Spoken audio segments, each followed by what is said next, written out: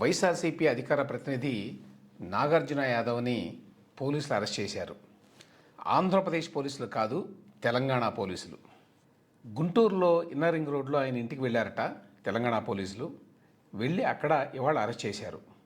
స్థానికంగా నల్లపాడు పోలీసులకి సమాచారం ఇచ్చి ఆయన్ని హైదరాబాద్ తీసుకెళ్తున్నారు. ఎందుకు అరెస్ట్ చేశారు ఈయన్ని? ఏంటి నేపథ్యం అంటే, ఈ మధ్య కేఎస్ఆర్ లైవ్ షోలో ఈ నాగార్జున యాదవ్ అనే ఆయన పాల్గొన్నాడు. రేవంత్ రెడ్డి గారి ప్రస్తావన ఏదో వచ్చింది.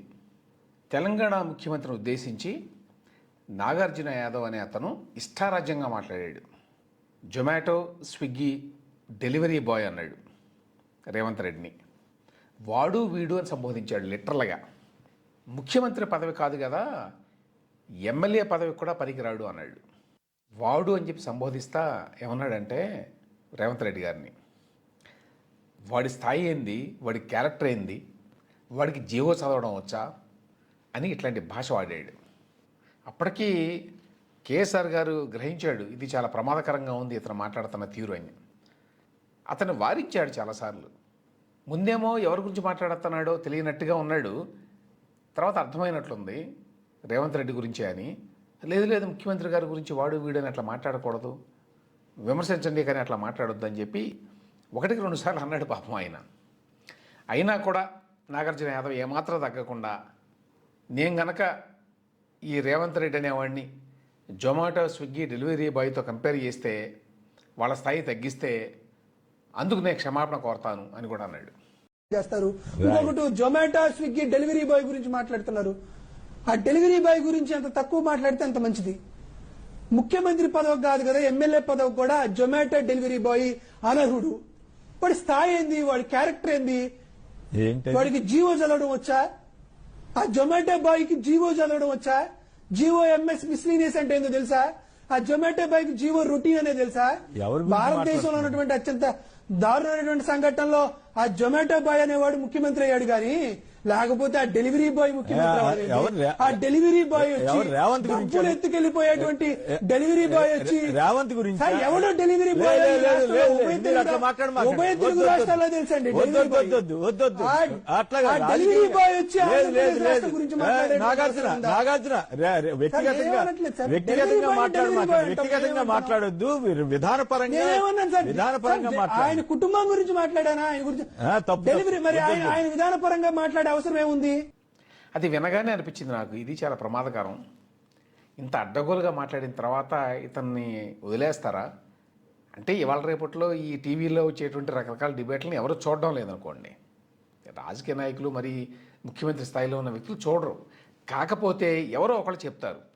ఇప్పుడు కూడా అదే అయింది. ఇప్పుడేమైందంటే, కాంగ్రెస్ పార్టీకి చెందినటువంటి social media state convener Kailash Sajjan అట, అతను బేగం బజార్ పోలీస్ స్టేషన్లో ఫిర్యాదు ఇచ్చాడు.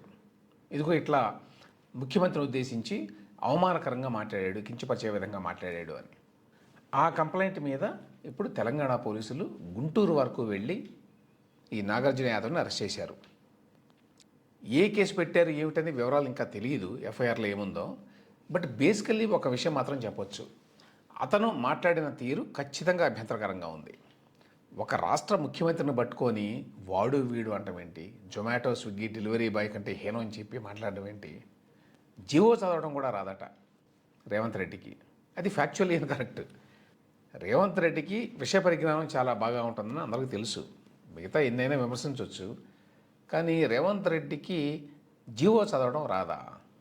ఒక పక్కన స్థాయిని మర్చి మాట్లాడడం, రెండో పక్కన ఇటువంటి పిచ్చి ప్రలాపన చేయడం, జీవో చదవడం కూడా రాదు.